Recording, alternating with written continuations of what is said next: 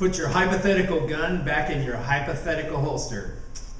We all have a hypothetical gun. In fact, you have two of them attached to the end of each of your arms. Go ahead and take out your hypothetical gun. Go ahead, it's not a trick. Just take it out. Now point it at somebody. Just point it at somebody. Isn't that just a little weird? Just a little creepy? It's so easy to do, but it's just kind of unnerving or something. It's just sort of odd. I had a chance to use mine yesterday when I biked down to my secret place where I do the Saturday edits on the talks that you hear on Sunday morning. I went there, I bought coffee, and I reverently entered the holy place where I do my writing, the kind of writing you try to get yourself inside a passage of the Bible rather than just looking at it from the outside. And the sky was blue, and the birds were singing, and the consumers were buzzing all around me with their credit cards, buying things, and it's a perfect environment for me. And two people sat down at the little black steel table next to mine. One had their back to me. And as I'm typing away, and it's flowing like the grace of God here, the person with their back to me begins this Jeremiad against life.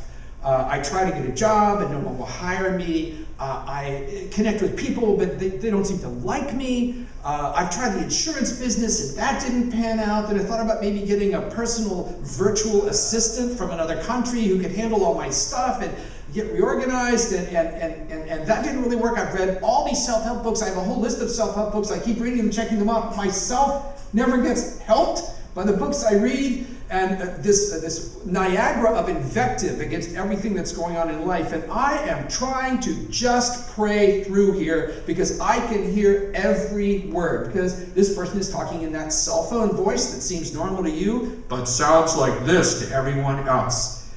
Jesus, please make this person be quiet. This is the holy place. Come on. You can't come in here and just go talking and stuff. But my prayers failed because they were hindered by my really strong impulse to reach for my hypothetical gun and start shooting. Now, here's the thing about a hypothetical gun. It comes with a concealed carry permit. Oh, yeah. Because you can just pull it in your mind, and no one else knows that you are firing. You are smiling on the outside. My fingers are tapping on my iPad, but inside I have attached a silencer, and I am firing. This must be a zombie. They're not going down. An undead person who never dies and never stops talking. I better switch away from the 9mm and go to the 7.62. Oh, even in AK mode, it's not working. They just won't shut up. So realizing that there was no amount of ammunition that was going to solve this problem, I just had to put my hypothetical gun back in my hypothetical holster, get up and go to my backup holy place, which I use in case of emergencies because of the excellent pour-over drip coffee that is served there. I just want a little peace. Not a lot of peace, just enough peace to do a little thinking, to not rain my thoughts down on a passage of the Bible, have them run off like the thing is Teflon, but to find some way in, to get inside it, to live in there so that when we look at it on Sundays, we could sort of all be on this trip together, like walking through a great museum, looking at the paintings and saying, look at that one! That's what it should be like. And here's this person who has ruined my experience. Apparently I'm not the only one that wants a little peace, because in a survey we ran not long ago, it turned out that peace was the #1 thing that people at 360 Church have on their mind. Peace in various forms. So we heard you, and we've built all the talks this month around this topic in various forms. We opened our series this month talking about peace with God that we receive through faith in Christ, which justifies us and declares us not guilty before God and opens up a whole possibility of an abundant life we don't have access to any other way. And then we talked about peace with the city, coming to the city as not as the message, but as Jesus' advance team with good manners, good etiquette, and good news, and a word of peace, not a word of war and conflict for people. Today we're going to talk about peace with other people. So if you're sitting next to someone and you're smiling, but inside your gun is out and you are firing multiple hypothetical rounds at them, this is the right theater to be in for you this morning. We're going to visit a group of believers in the city of Rome in the middle of the 1st century as they receive a letter from the Apostle Paul, a long letter designed to help them in their faith. The imperial capital in those days is about 10 square miles. In other words, geographically, it's exactly the size of Berkeley. If you travel to Rome, the thing that strikes you first is how little it really is. It reads big in the Bible, but it's just the size of our town. Not with 100,000 people, with 1 million people jammed into that little postage stamp. Maybe 40 to 50,000 of them were Jewish, and that may be how the Christian faith arrived there. One ancient source says that there were Christians there as early as 49 AD, and a lot of scholars think that Paul may have had converts to the faith of Jesus in other cities who ended up going to Rome because, let's face it, that's where all the roads lead. And so he's writing this letter to a pretty new multicultural group in a city of huge influence on a tiny geographic postage stamp of land. And he's talking about two big picture issues. The first 12 chapters of the book are about salvation is through faith apart from works. Nothing you can do to earn it. It comes by the grace of God that you receive through faith.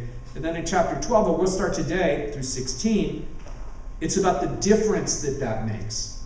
Does the gospel change anything in terms of how we live? And so the most important word in the book is the first verse of chapter 12, where the verse begins with the word therefore. Remember, the connective tissue is always important. His argument is everything that goes into the Christian life is a result of God's free offer of salvation to us through the death and resurrection of Jesus Christ, his only begotten Son. It is a therefore coming from the cross. So how does that get my hypothetical gun back into my hypothetical holster if I'm exchanging rounds with someone? The first verse, or rather the 18th verse of Romans 12 says this: if possible, so far as it depends on you, live peaceably with all. Now this is an intriguing verse because it means if I'm going to get a cessation to hostilities with other people, that my initiatives have to pass two tests before I even start. The first test is practicality, which is it possible at all to resolve this? We, at one point in our not too distant past, had a prostitute who was working in our neighborhood and with whom we developed a relationship. She would stop by our house all the time because we were close to the corner where she would often work, and would sit on the front stoop in front of our house and rest and just kind of sit down for a while. Sometimes she was pretty much straight and sober, and on other times was really pretty much stoned out of her mind, was raving, and it was quite loud and very difficult. But Jan kept up a dialogue with her back and forth. And one day she showed up in really, really bad shape, and she said to Jan, "This is my house, and you have to move out." And Jan allowed that. Maybe that was not going to happen. And perhaps, since actually this was our house legally and in every other sense, that we probably weren't going to be moving out, but said this: you don't have to live this way. If you want to, I will drive you to rehab right now in my car. Here's my car, I'll take you to rehab now. And she replies, but I do want to live this way. You can't fix everything. And you can't always fix everything now. Now, if you ask that question in a year or 6 months, maybe it's a different answer. But as of now, today, can I fix this? Is it possible that it could be fixed at all, apart from some kind of miraculous intervention? The person may not be willing to talk to you. The person may not be physically available. I have life issues that I have never fully resolved with my dad, but he's dead. I have to find another path. I can't sit here on earth while he's in heaven with my hypothetical gun out, shooting hypothetical bullets at somebody who's no longer around anymore. That's not a path forward. That's not a life. It's revenge. It is what that is. There's got to be another way to work that out, because it's just not practical for me. This person may be manipulative. They may be an abuser. Now, hear me, please, very loudly here. You can't fix abuse. You just escape it. And if you can't escape it, the person you're trying to escape probably needs an appointment with the Berkeley Police Department or its equivalent. Don't try to fix it. Don't tolerate it, even the kind of back you into a corner and shout at you until you cry type of thing. Don't put up with it. Have a zero tolerance for that sort of thing. It's one of the things that it's just not on you to fix. It's just not possible. Now, 10 years out, the person may be different, who knows, but it's right now, and I have to survive this and be alive today. The practicality standard lets me ease my gun back into my holster and live through it, because if I use my hypothetical gun often enough, I can end up shooting myself in the hypothetical foot and wounding myself by allowing something to be in my life that I cannot fix. And so one way to declare a ceasefire is just to say, it would be great if this could work out, but it's not practical. It's just not going to happen. Now, the second test that Paul gives us here is responsibility. If it is possible, does it depend on me? If peace is out there in theory, it doesn't necessarily follow that my actions can bring it about. Some years ago, I was teaching a doctoral course, and after it was completed, I got this email from my boss. He said, we have a meeting and you have to come. We are going to this office outside our building, and here's the thing about the meeting. You have to wear a suit and tie, and we have to go right now. So I drove home, put on a suit and tie, came back, and we drove over to this meeting. I was in so much trouble. I mean, my career is on the line. My calling is on the line. My income, my dental plan are all on the line. And I find if you will be in this meeting one day yourself. Everyone takes a trip through this meeting, sometimes more than one trip. And so I find myself sitting there in front of this huge mahogany desk with a guy in an even darker suit than what I'm wearing on the other side, and is holding an email, and it has these complaints and these accusations against me, and I'm watching my life pass before my eyes and thinking, I am about to be professionally disappeared. This is the end of me. There will be no recovery. Now, would it be great if we could dial that down and all put our hypothetical guns away? Well, yes, but there's nothing I can do about that, because I am the hapless victim of all of these statements made about me that had no relation to reality whatsoever. But the Lord, knowing that I was going to be in a jail on this day, sent my boss with me. And halfway through the conversation, he stepped up and he put his career on the line for me. Explained things, gave reassurances. He risked everything for me. And at the end of it, the guy in the suit on the other side of the mahogany table, he was satisfied. And the next time he saw me, he was embarrassed about what had happened and how I had been dragged on the carpet in this humiliating fashion. Now, I couldn't fix that. It wasn't feasible. But someone else could, and the Lord put that advocate person in my life. So Paul's statement here, which seems so odd, because in today's thinking it would be like, yes, rush in, fix everything. You know, there's an app for that, there's a book for that. Just, he's saying, whoa. The first question is not, would I like this to be fixed? The first question is, can it be fixed at all? And the second question is, am I responsible for that? Is there some action I can take now? 5 years could be different, but now that can get that thing successfully taken care of. If I can't answer both of those questions in the affirmative, and please hear me on this. If I don't turn up a yes, a green light on both of those questions, walk away. You live at peace and let the fault be with the other person. Because any attempt to pull out my hypothetical gun again is going to end up with me shooting myself in that hypothetical foot. So what if I do get a green light on both questions? I don't know what percentage of the time that happens, but it does happen pretty frequently. I get 2 yeses. So sort of where do I go with all of that? I think there are 2 simple kind of tools here that Romans 12, 19 through 21 provides for us. The first and most important tool is a negative tool, and that is to subtract revenge from the equation, to subtract revenge, even mental revenge. Verse 19 says this, "Beloved, never avenge yourselves." Wow, that's a powerful statement. Because when somebody's mean to me, man, I go for my gun. You know what I mean? I'm ready to draw down and boom, like that. And he says, no shooting. It's gun control. No shooting. No one gets one. Lay it down. Take out the ammo. No shooting. But leave it to the wrath of God. For it is written, vengeance is mine. I will repay, says the Lord. To the contrary, or in other words, another way to look at it is, if your enemy is hungry, feed him. If he is thirsty, give him something to drink. For by so doing, you will heap burning coals on his head. Yes, I get to burn him to the ground. No, there was an Egyptian custom in which, in their culture, a person who was experiencing brokenness or repentance would get a pan of smoldering coals, like from your barbecue grill, and they would place it on a sort of thing that would go around their head like this, and they would go out in public with it. And this was a way of publicly marking the fact that they had made a change in their life, that they were, people could, could actually see it. It's like those people that wear bicycle helmets with the little spinning flashing lights on the top. Have you seen those?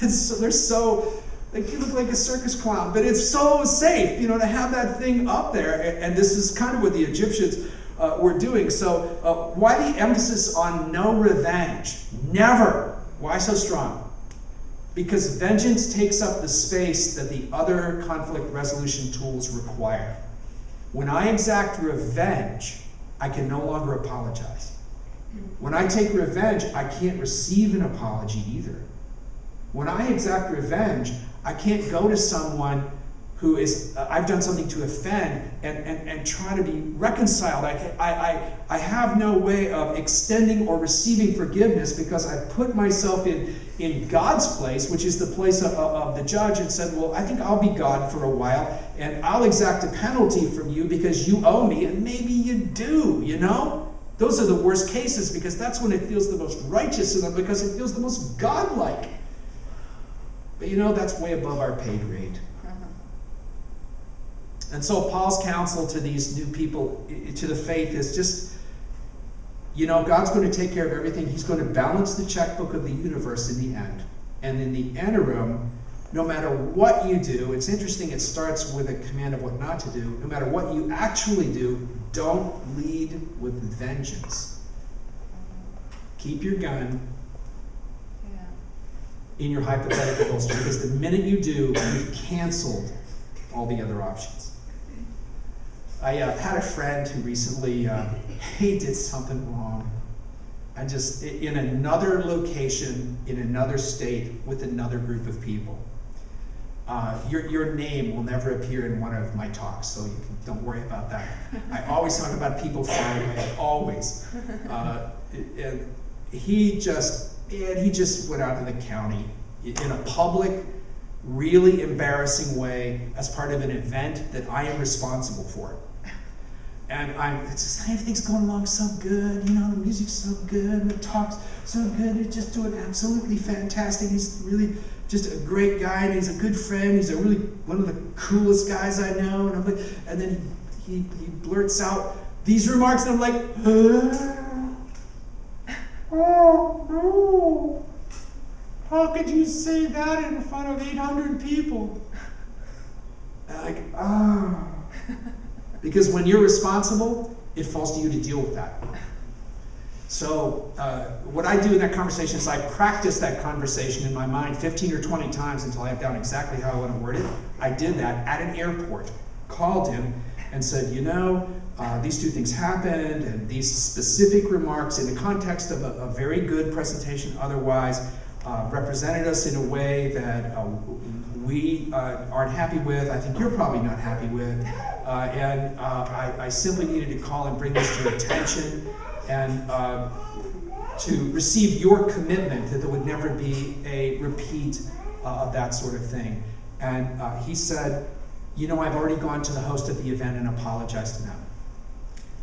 And I've gone to the person who was responsible and apologized to them. I knew what I had done is something I would not want to repeat. And I told him, man, look, I get it, because you and I have some similarities in how we work, and I have fallen into the same error myself more than once. And I wish someone had come to me and brought this to my attention. Because you're young, you still have potential. You can turn out okay. So I said, this is not a rebuke. This is fatherly advice. And he said, I'll do whatever you want. Video, that's not necessary. You know, this is all settled. I could smell the smoke from the coals on his head. So when somebody comes to you and says, well, I apologize, it's over, I didn't really mean to hit you, the question you need to ask yourself is, can you smell the smoke? I mean, has there really been a change that you can observe in public behavior, or are they just blowing smoke? Do you see the difference? No revenge, but no victimage either. You've got to see the smoke to know that the connection has happened on the other person's side. So you subtract revenge from the equation. Here's the other thing that I think Paul's speaking to us here. This is in verse 21. We subtract revenge, but we add peacemaking value. And he uses these simple words. He says, do not be overcome by evil, but overcome evil with good.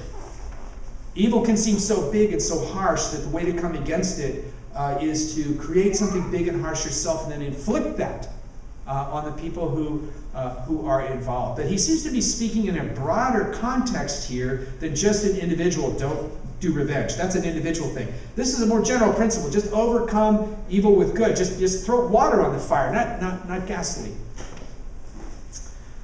William Gay is a 29-year-old African-American man who plays cornerback for the Pittsburgh Steelers, into the 6-time world champion Pittsburgh Steelers. In 2008, he was drafted in the 5th round into the NFL. He was the 170th player who was picked to become part of the NFL that year. He weighs 192, he's 5'11". He can run the 40-yard dash in 4.51 seconds at almost 30, which is pretty impressive. And he has a really, really great job. His job is chasing extremely fast young men around a large grass field and attempting to knock them down. That's what a cornerback does. He succeeds by preventing the offense from succeeding.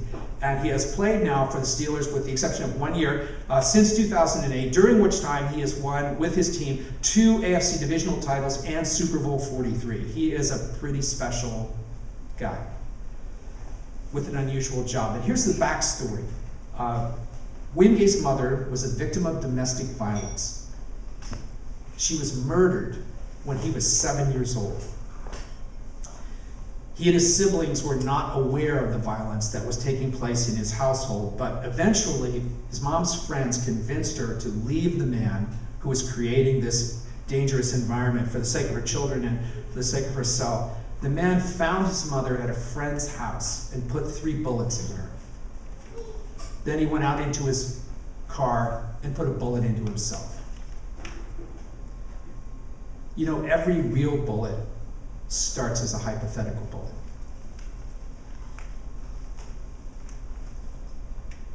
This story was completely unknown. When you see, I've been watching him play for years. When you see him on the field, he just looks like another just super high quality professional athlete. He's well known in the city, which is my hometown.